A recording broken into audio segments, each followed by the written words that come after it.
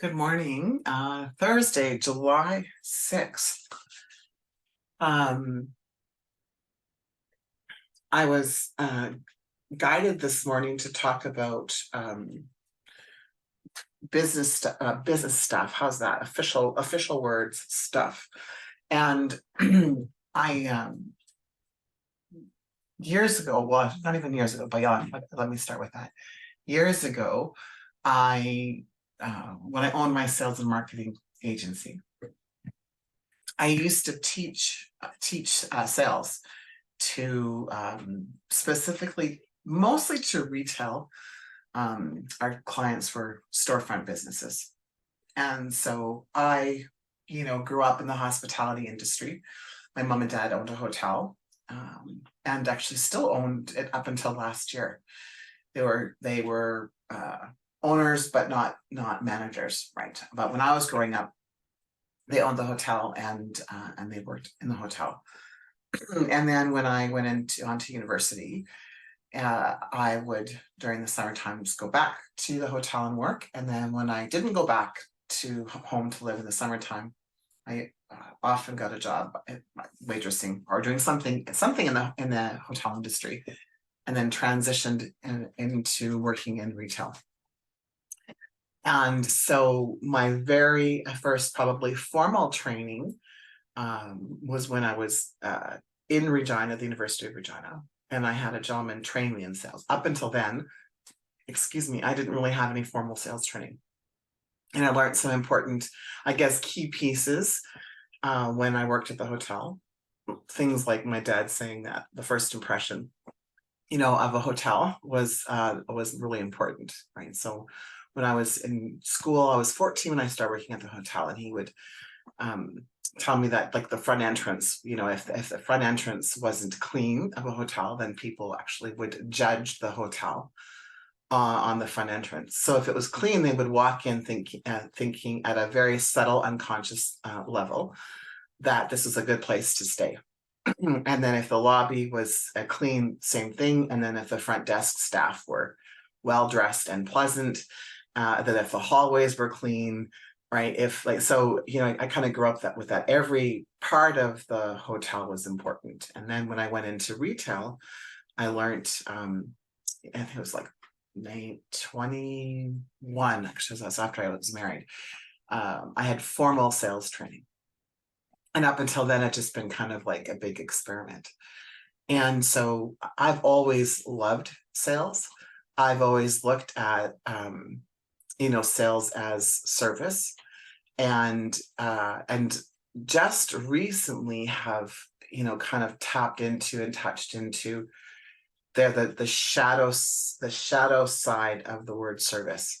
Today, I'm doing a pre-recording for my podcast, and because usually it's just live, and I'm talking about being aware of the attachment to service and what that word means for you. And so when I had the sales and marketing agency, I'd heard something actually when I had the curves from, I can't remember who it was. If it comes to me, I'll share it with you. And it was that there is only 4 ways to make money in a business. And so I'm using their words. So I would say, create or manifest money. But there's only 4 key strategies. That's it. And so many people are, right, spinning their wheels trying to create more revenue. And so the first one is to look at your margins or your cost of goods. If you're a coach or consultant, it would be, what you're charging, right? But there's margins in that. There is a cost of doing business, even if you're self-employed and a solopreneur, right? You have the cost of your computer, your electricity, your office, your time. I air quoting that one because I don't want people to get into the thought that we're exchanging time for money. But when you look at it from like a strategic, like operational standpoint, there's we call them cogs. There's cogs involved in your business, right? Your phone, printer ink, paper, pens, like everything. And all of that should be a part of how much you charge, right? So so that's one, is to look at that. And so I'll give a quick example. When I had the sales and marketing agency, we worked with a lingerie shop in Camrose. And when the first thing I suggested was it possible for them to increase the price of each unit of clothing by like 25 cents or 50 cents or up to $1. Like, was there room for them? And not in comparison to what the competitors were doing, but I wanted it to be comfortable for them, because I knew that if they followed my system of sales, of service, that people would happily pay an extra $1 or $2 per unit to receive the service. And so they had at that time 50,000. No. Well, let's say they sold, I think that they actually sold 100,000 units, right? So 100,000 pieces of clothing, units a year. And so I just said to them, if all you did was to increase each unit of by $1, you immediately have $100,000 more revenue. And so it could be simple things like that, right? Because we're for us as coaches and consultants is a little bit different, but the premise is there, the idea is there. So that's the first. The second one, and none of this is rocket science, by the way. The second one is to increase the number of new customers, right? So that's the second. The third is to increase your average invoice, meaning, is there something that you can, if you buy this, you offer this. You can think about, so in McDonald's, right? If you buy a coffee and they happen to be launching a new double Big Mac kind of burger, have you ever noticed that doesn't matter what time of day, they'll ask you, oh, do you want to try the new double Big Mac burger? Because companies like this, or companies like, we have what's called a Real Canadian Superstore here in Canada, Diane, and they have the deal of the week. So you go up to the till, do you want the deal of the week? Well, the deal of the week is often less than $5, maybe just over $5. And it's not a deal. It's not on sale, but the words that they use are, do you want the deal of the week or the special of the week? And they do that right at the till. And so, for example, at Thanksgiving, they'll do you want the deal of the week? It's like the powdered gravy starter. In the summertime, it's spray, like mosquito spray or suntan lotion or Blistex, like lip balm kind of stuff. So it often is seasonal and themed. Now, they don't do that because it's on special. They do that because they're increasing their average invoice. McDonald's used to, say, do you want to supersize that, until they got sued, right, for supersizing. So they don't supersize. They don't ask you to supersize, but they will offer you whatever is going on, whatever promotional materials they have. So that's how you increase the average invoice. So even from your perspective of coaching and consulting or whatever you're doing, is there a way that you can create an offer that here's one thing and then here's another thing, right? So that might be something that you can take a look at. So and then the fourth one is increasing the lifetime value, or in the world of retail, it would be increasing the annual spend, right, of your client. So I'll go back to retail for a moment. In the world of retail, if and again, using this bra company, what they realize is, because they kept track of all their sales, is that on average, the average spend of each customer was, I think it was like $250 a year. And so, we calculated, and they had, I don't know how many, I think 25,000 maybe customers, because they've been open for 5 years, maybe not that many. So I'm just going to say 10,000 customers. And so if if every single customer, right, spent 10% more, right, then that would be another $25,000, let's say. So you can take a look at your business from that perspective and go, how can I increase either the annual spend, lifetime value of it? And what's interesting about that is that that's the psychology of bringing in a new customer is different than the psychology of having someone stay with you. So increasing the annual spend or lifetime value. Most companies, most people focus a lot on how to attract new clients. That's what the 100% of their energy is spent, and that they're missing out on 3 other ways to increase their revenue. Now, and I had learned this when I had heard this the first time. I had the Curves franchises. It was really interesting because we had at that time 8,000 members, and we were charging it was $49 a month at that time was what we were charging. So 8,000 members, $49 a month. And so we were always focusing on how to get new. Now, we couldn't increase the average invoice because with Curves is a franchise, and so everything was laid out. But what I did know is I could work on increasing the new, attract new, and the lifetime value. We didn't have computers at the time, but I had the managers go through. I was not popular this week, excuse me. I had the managers go through and calculate the how long on average a woman stayed at Curves. So you can imagine everyone going through these file boxes and then writing down, 12 months, 14 months, 16 months. And we had agreements. They were contracts loosely stated, like people could get out of their contract.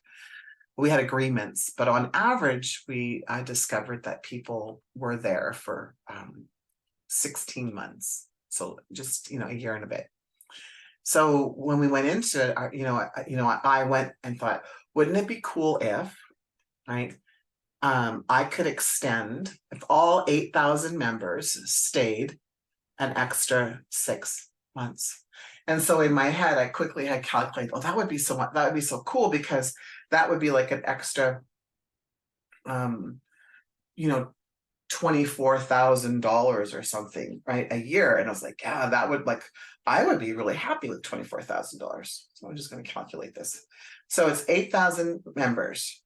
That's pay $49 a month, right? So that's 8,000 members times $49 a month is $392,000, right? A month. And so I was like, that would be really cool. What if they stayed an extra 6 months times 6? That was an extra $2.3 million in revenue. When I sat down and calculated it, like outside of my head, and like calculated just like I did now, I was like, and what I realized, I was spending so much effort only on attracting new clients takes the most time. As we all know, it's the most effort, right? And it also is the highest investment. It takes the highest investment to do that. And so in this simple formula, as I said, I started to realize that people that came to Curves, so people that come to you for a certain reason. People that stay with you stay maybe for the same reason, excuse me, but more than likely they stay for a different reason. And so I'm going to suggest that you consider, and this can apply to like everything, even like relationships, right? People are attracted to you for one reason, they stay with you for another reason, right? I think we can apply the psychology, to different areas. And so what if you contemplated today, in your so in the world of business, they say your target audience or your ideal client, right? And what are they, what are they looking for? They have a problem. They're laying in bed at night, right? And I used to say this when I taught sales. I used to go around and teach other curves on our sales as well. And so I used to say, people aren't laying in bed at night going, oh my God, I wish I had like the best 30-minute fitness and weight loss center. They're not doing that at all, right? But they're laying in bed at night. I wish Curves was around. I would go to Curves right now. They're laying in bed at night going, oh my God, I'm so sore. I can't move. I'm inflexible, right? I'm having a hard time. My hips hurt. My knees hurt, right? My butt hurts. My back hurts. They're in pain. They're in physical pain. They're overweight. And so the being overweight is causing certain things to happen. So your ideal client is not laying in bed thinking, oh my goodness, I wish I had the best person to do like my VA services, or I had the best person for support, or I had the best therapist, right? If I had the best coach, best consultant, best publisher, best healer, right? They're not doing that. Your ideal client is in pain. So that's the first thing. The second thing to think about is, where are they at in their pain threshold? Meaning, when you converse with your ideal client out there in the world of content marketing, where are you speaking to them? At what level? So let me be really specific. Are they just in awareness that they have this pain point? Are they in the middle of the shitstorm? Or at the end of the journey where they're looking for a solution? And so the reason why it takes up to 15 or 16 times for someone to see your message before they take action will also depend on their journey. Are they in the beginning, they just like, oh my goodness, I have this thing. In the middle, oh my God, I have this thing. I'm starting to seriously look for a solution. And then we have people who are ready to take action. Now you can Frank Kern is a great online marketer. I've been following him, oh my goodness, since the first time this would have been 2010. I think I've been on his list since 2010. I've actually seen him and Brendan Burchard. I did a mastermind weekend with the two of them. And Frank Kern, right, says he has lots of amazing things. So one of the amazing things he says is that consistency is key. Take action, and consistency is key. And he said, I hate getting lots of emails. He said, I do. I personally hate. He said, and when I'm doing a campaign, when I'm marketing to people, I'll send almost an email a day if I'm in the launch, and if I'm not in a launch, it'll be like 2 emails a week. And he said, the reason I do that, it works. He said, I know you don't like it. He says, but you're not unsubscribing. And it's true, right? It's true. And so the people that will unsubscribe from our list, the people that is because if you're not sending great content. And so Frank talks about, give your best stuff away for free. Give your best stuff away for free. Because people will seek you out. They'll want to work with you.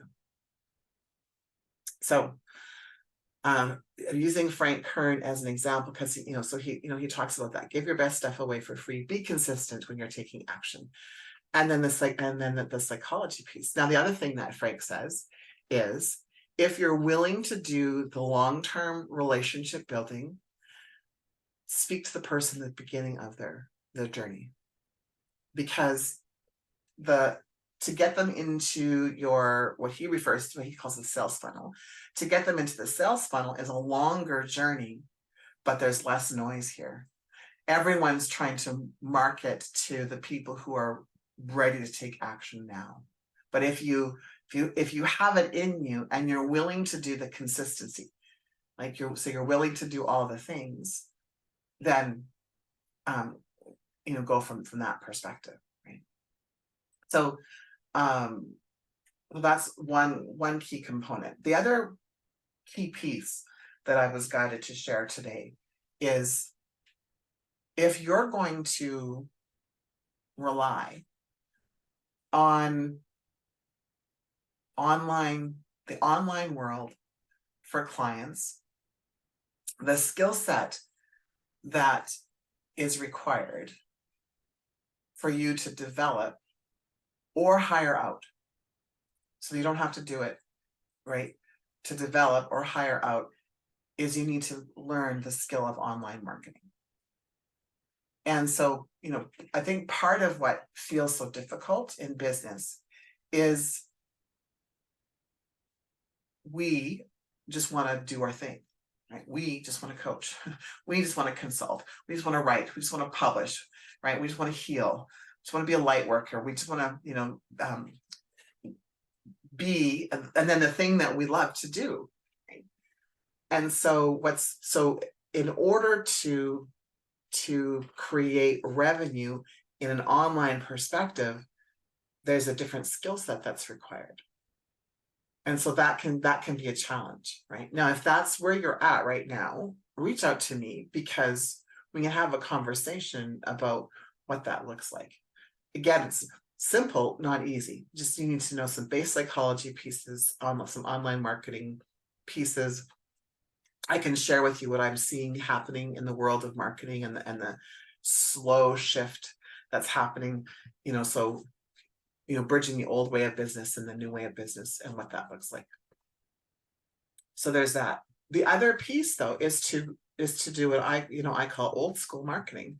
Old school marketing is networking, is getting together in your local community and building relationship in your local community and becoming the go-to person in your local community, and being strategic about where you're spending time.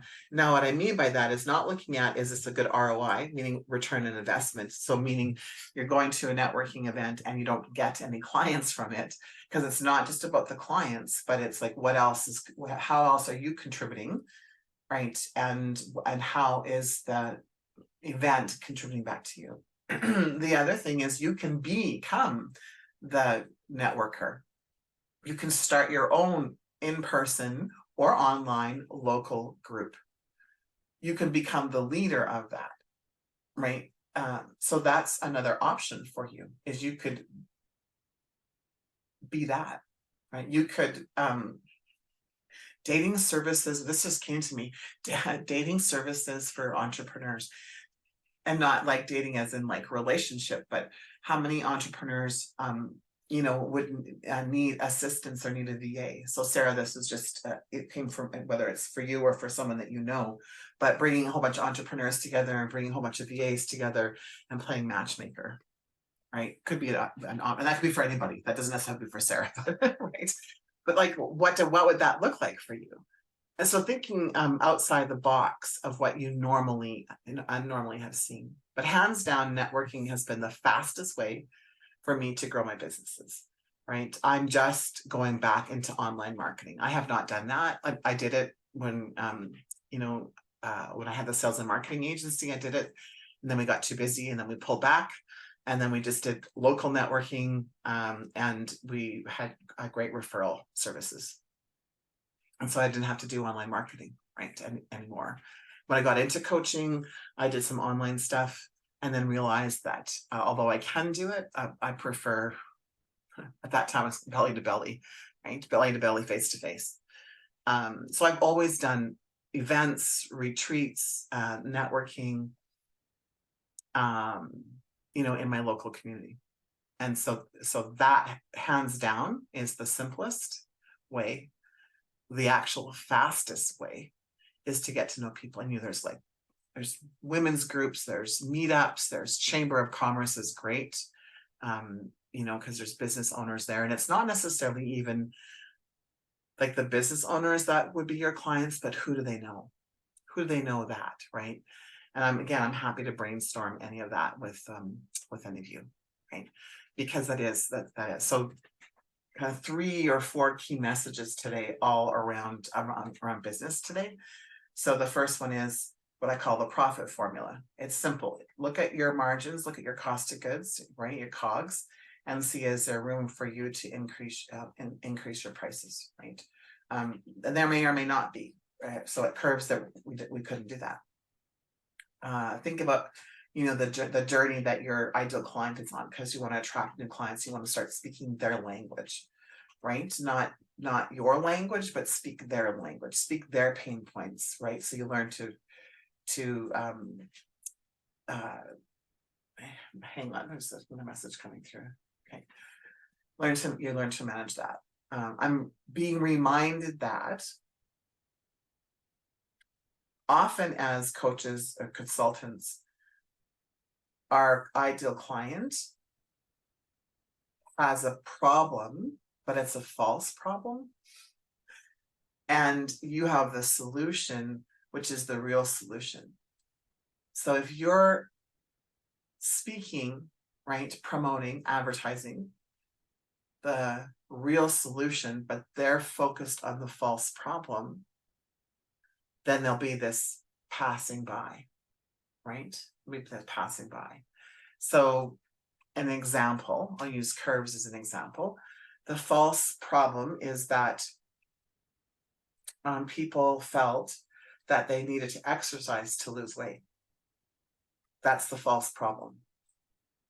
Actually, what you need in order to lose weight is you need to eat differently.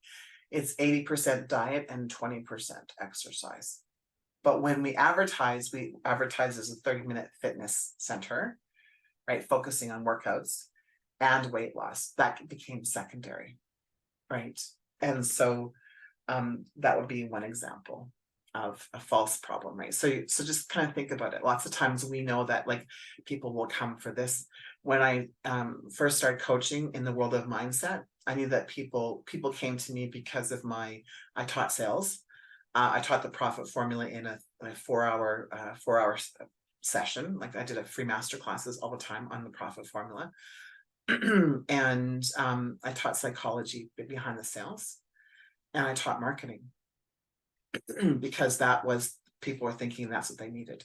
But really what they needed was the mindset shift, right? So no one was laying in bed, thinking I need the best like mindset shift coach, right? But people were laying in bed like, I need stronger foundations. I need marketing training. I need sales training. I need more money, right?